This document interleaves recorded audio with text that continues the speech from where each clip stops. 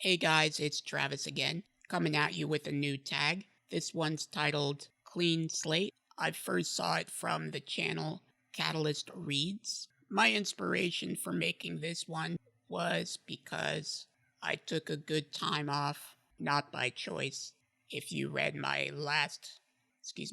watched my last video talking about why I left Booktube, it wasn't because I wanted to, but rather because I relied on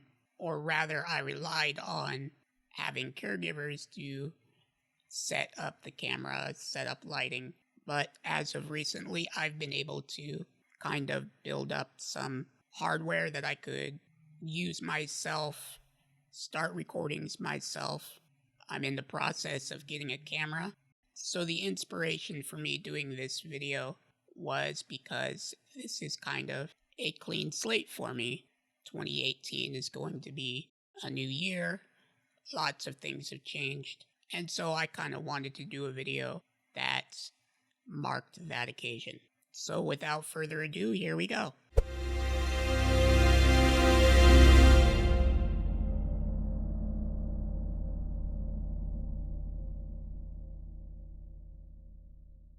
Question number 1 is, what book genres are you going to read more of or less of in 2018?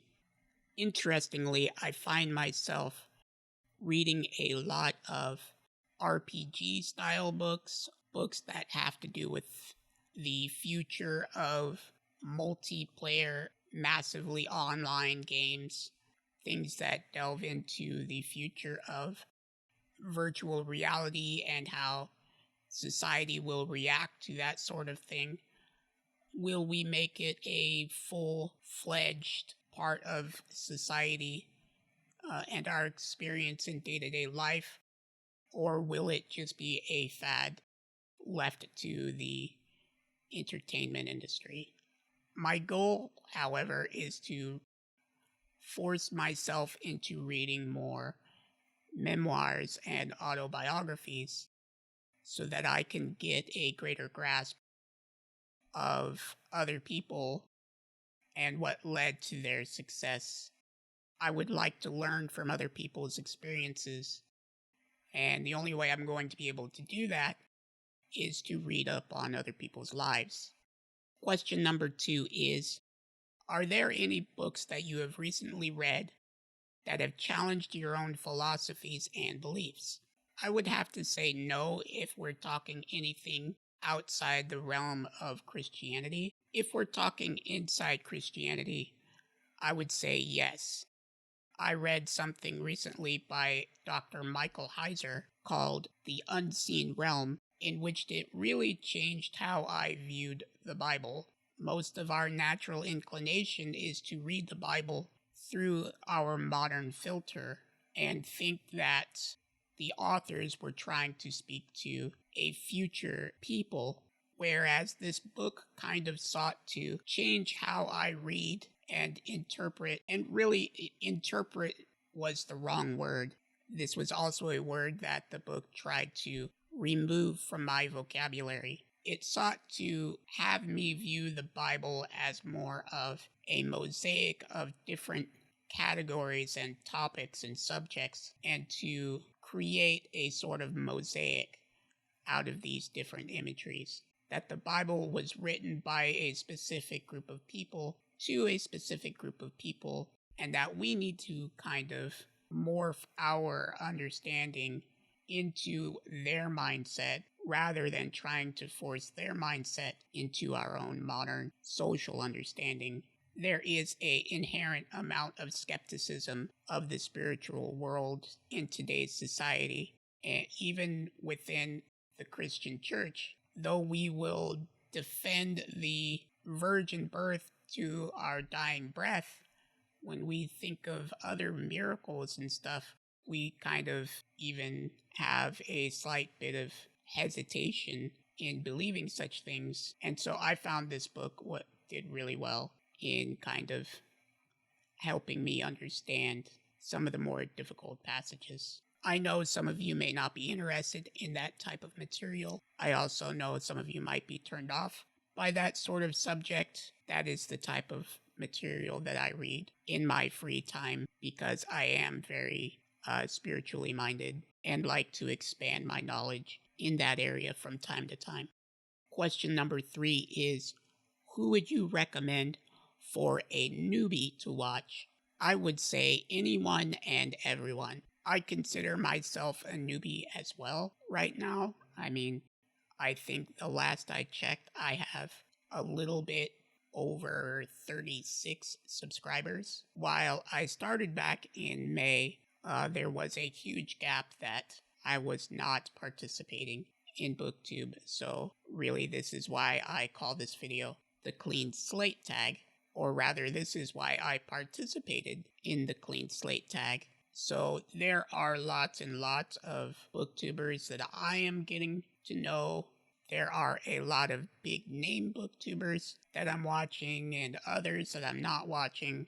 So sadly, I don't really have any recommendations for newbies because I want to give everybody the benefit of the doubt. I want to give everybody the chance to have their voices heard, have their opinions shared.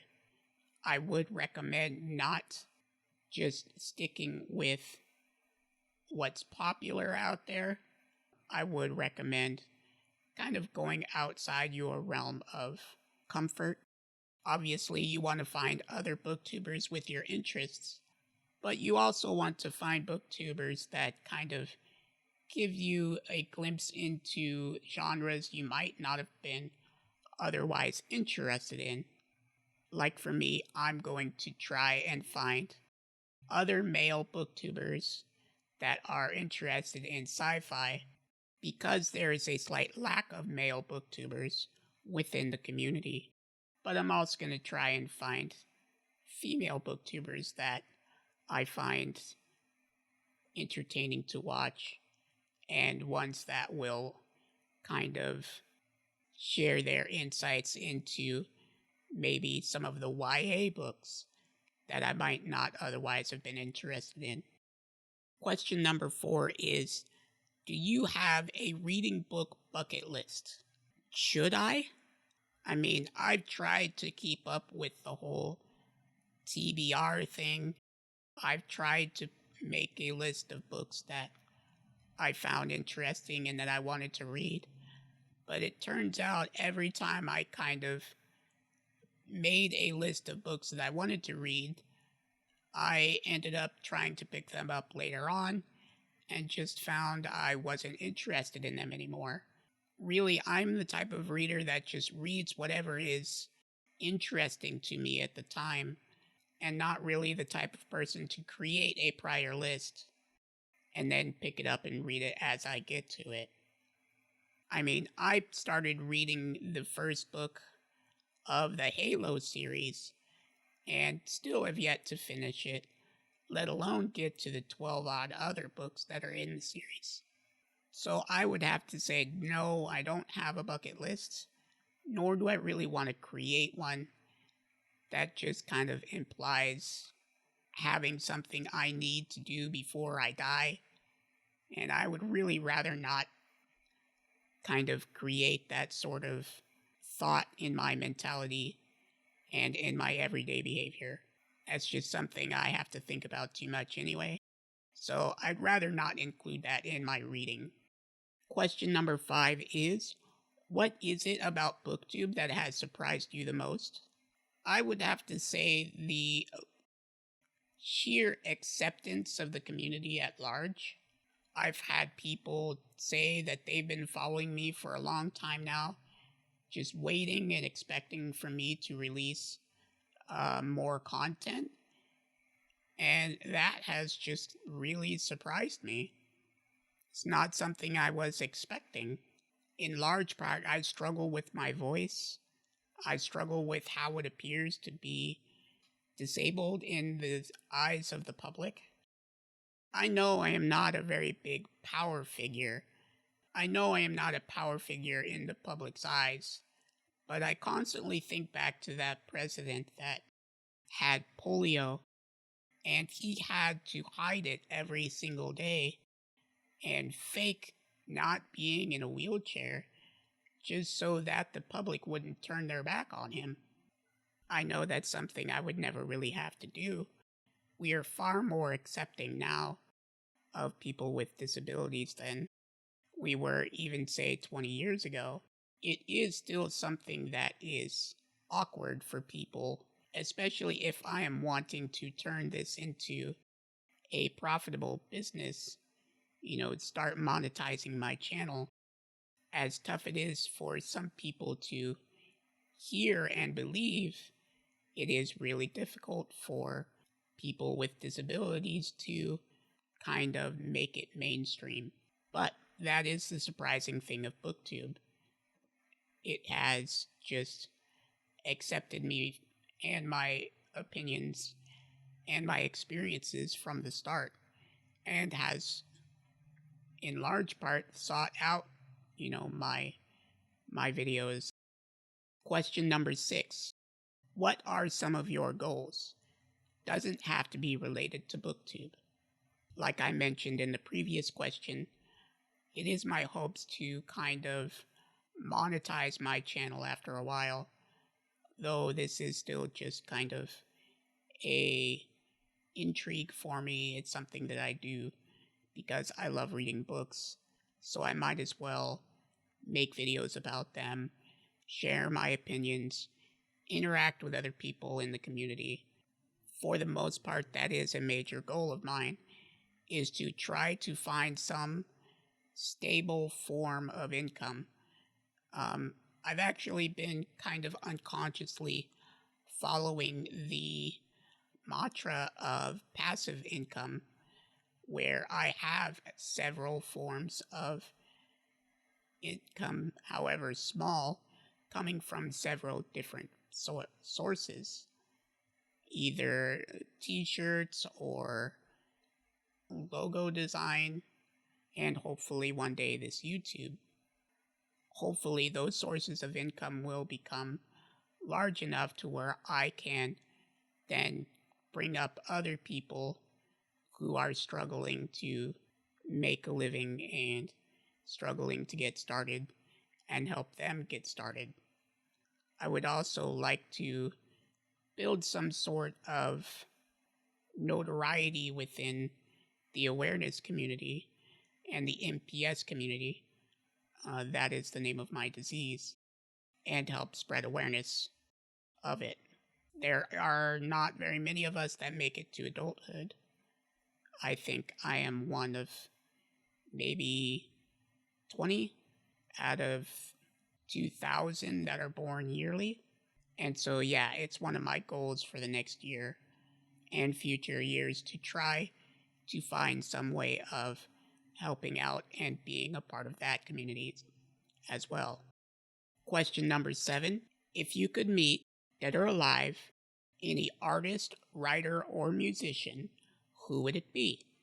Gosh, that's really tough, because I'm not really good at remembering anybody's names, and especially since my eyesight's gotten bad, it's really hard to remember anybody's faces either. So I've had to rely on their voice. So you would think I would remember people like musicians more, but sadly that's not the case either. I guess you could consider actors artists, and it has been on my bucket list for a long time that I wanted to meet Dwayne "The Rock" Johnson. I've heard so many good things about that guy and the types of things he's done to help other people become a part of the filmmaking industry. Yeah, just the good things that I've heard about him has really been kind of the leading reason I've wanted to meet him. Question number 8 is, would you rather have your life written by your favorite author or be portrayed in a movie by your favorite actor or actress? I'm sure most of us know that movies tend to ruin books and never really seem to do as well as the book does. So I would say I would rather have my book or my life written than I would have it portrayed in a movie. Since I don't really have a favorite author, I guess whoever does memoirs, or no, whoever does autobiographies would be the person that I would want writing my life story. Question number 9 is, what sort of challenges have you had to overcome or like to improve upon in regards to your Booktube channel? As I've mentioned a few times, it's still really difficult for me to create a lot of the content on my own. Right now, I'm just using a mic that stays in one spot using Adobe Audition to record. During Cyber Monday, I picked up a stand and the GoPro 6 so that I could start recording with just my voice. So as time goes on, I would like to have everything set up in one spot to where I can just start recording and transfer the videos over to my PC right then and there without any sort of outside assistance. Question number 10 is, what advice would you give someone looking to delete their Booktube channel? I would first have to say, analyze the reason why you started the Booktube channel in the first place, and then analyze why it is you're wanting to delete it. Recently, there's been a discussion on reader fatigue, in which I think YouTubers are becoming readily aware of the work it takes to run a full-time YouTube channel. But I think the fatigue is actually induced by the need for monetization. Once you turn your passion into something that is going to need to sustain you on a monthly basis, there is a lot more work that goes into it that I don't think many YouTubers really have in mind when they first start out. And I think this is kind of the driving force behind a lot of booktubers wanting to delete their channel. Also, many times there is just an expectation that every video they make is going to be a blockbuster. It's going to get lots of views and lots of comments. And when it doesn't, it kind of imposes an idea that maybe they're not as valuable to the community. And I think that's just the wrong way of thinking about it. Length of views and subscribers does not really denote value. You know, you're also fighting against an algorithm, and so the material that you're making may not be seen. And you just might need to kind of work at fighting against the algorithm, or not really fighting against the algorithm, but kind of make the algorithm work for you. Do things that make the algorithm do what you need it to get your stuff seen. Don't give up before, you've really had an opportunity to see if people are seeing your material. Lastly, question number 11 is, who do you tag? Since I am a bit of a newbie myself, and I'm really very new to the community, I have a hard time with names, so I would have a hard time with channels. I'm not really sure. I think since I'm even late to this tag, I wouldn't even know who to tag. So I guess I tag everybody. If you haven't done this tag yet, submit a video. Put it down in the comments. Tell me, what is it that you're starting over with? What is your clean slate? Are you thinking about deleting your channel? What sort of challenges have you overcome your channel? Leave all those sorts of things in the comments below. It looks like that's it for this tag. I hope this was informative. I hope you enjoyed it. Thumbs up if you did. Thumbs down if you didn't. That's okay. Go Gray today and subscribe, and while you're at the top, ring the bells to get notifications for when I produce something else. I am not as consistent as I should be, especially if I'm wanting to monetize and make a living out of this channel someday. I'm definitely going to have to get better at posting material more consistently. Don't forget to follow me on all the different social media, especially Twitter, if that's the best way to talk to me. You can find me on Patreon. I also have a store at Redbubble and Society6 with some merchandise. I'm still working on merch for my YouTube channel. Not really sure how other YouTubers do that yet. Until next time, keep living between the lines.